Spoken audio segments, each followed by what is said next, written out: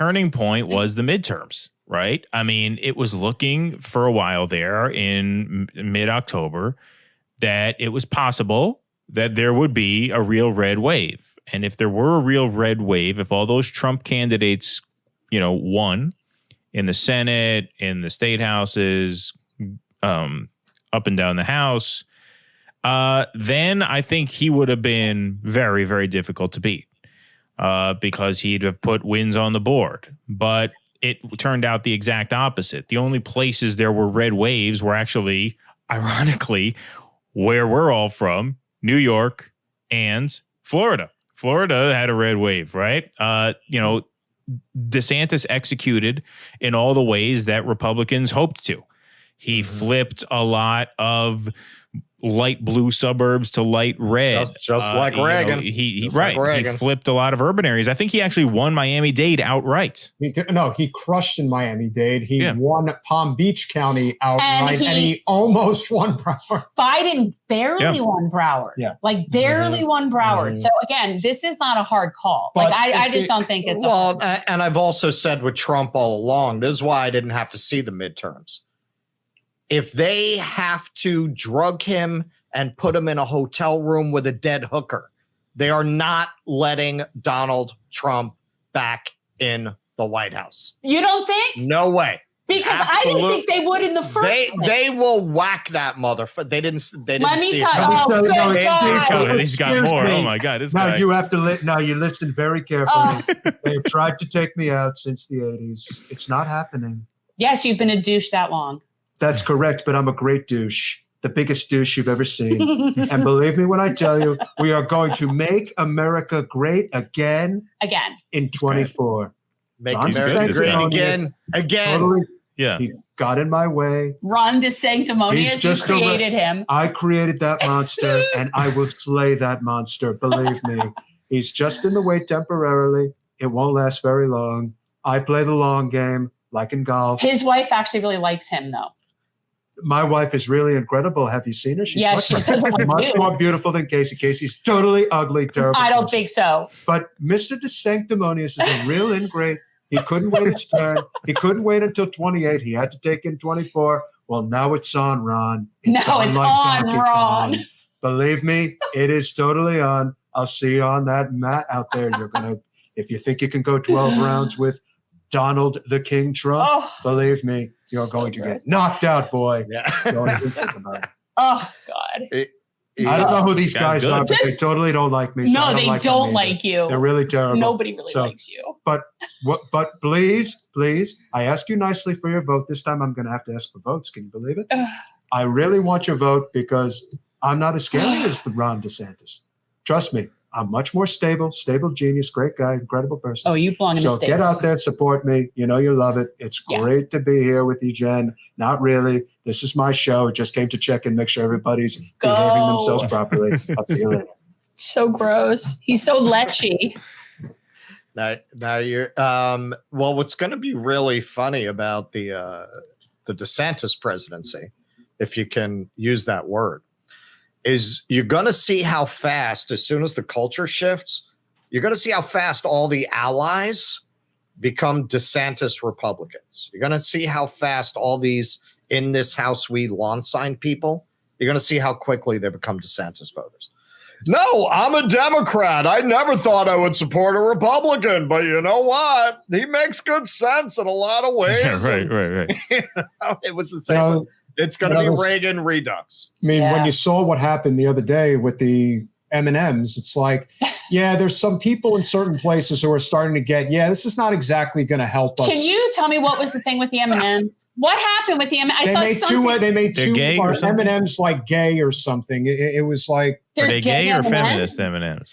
Well, they decided, I don't know, to give them their own changing room or something. I don't know. It's like, come on, really? They're letting the trans M&Ms play in the M&M games. It's causing all. Can we just get health care and a living wage, please? Well, they're all chocolate on the inside. They're all chocolate on the inside, people. Yeah, well, that's old school universal liberalism. Now you are the color M&M you are first. But what if I'm a foremost. purple M&M, but I identify as a yellow M&M? Let's not go there. Let's not. go there. You are whatever you identify as, because reality is unknowable outside of culture and language. Good friend of the show, Guy Giberson, does not think that DeSantis can make it because of his lack of charisma. I think there is that. That's probably the way. I would definitely agree, but I also agree that right now, as it stands today, the presidential race is between Trump and DeSantis. And whoever ultimately comes out of it is going to win, because there isn't a threat to really combat DeSantis on the left So no, I at agree. this moment. I think if this was a normal circumstance where charisma could actually play a role, that would definitely play a big factor. But this country is so desperate right now. Yeah, it doesn't even matter. I don't think people really understand. Like, if they thought that, like, in many ways, Trump was just like this rude wake-up call, you have no idea what type of a wake-up call it's going to be if DeSantis gets to the White House. And this is all.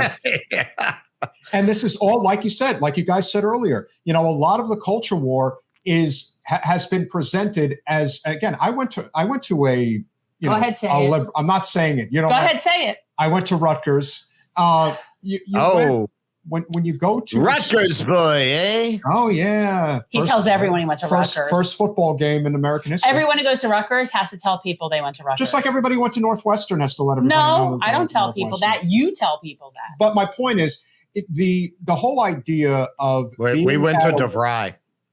Well, there you go. And you learned a skill. Both went to DeVry. DeVry should be tuition free. Yeah, it should. As far as I'm concerned, public college. We do a lot of welding. Are you both in the city?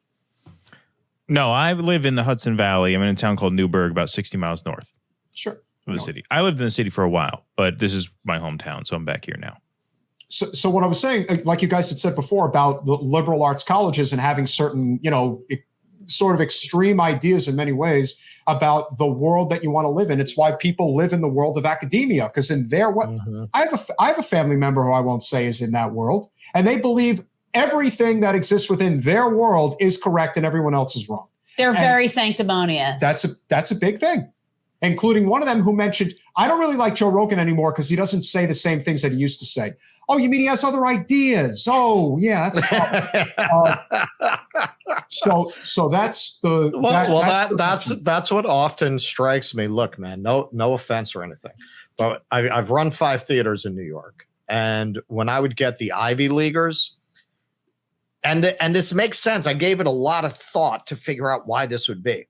I found like the most functionally stupid people I dealt with came out of the Ivy League. And what I mean by it's functional is the lead. Right. Right. And that's what I came up with. I thought, like, most of the time it's not even books, right? Most of the time these people aren't even that book smart. Not really, because they know how to read a bunch of shit and regurgitate that's it. It's all just memory and regurgitation, like conformity. Yeah. Right. Like, that's why that would be, because if you can get through the hormonal storm of adolescence, and the best thing you can think of to do with that time in your life is to jump through the kind of academic hoops that you need to jump through to get into that kind of school, you're either so smart that wasn't a lot of effort for you, or more likely you're an incredibly dull person who would spend their adolescence that way, and you're going to wind up being an incredibly dull adult. Thanks for watching. If you want to support our mission to transform politics into service, please like this video, subscribe, follow us on social media, and consider joining our Patreon, where you'll get early access to our interviews as well as other exclusive content. Links are in the description. Peace out.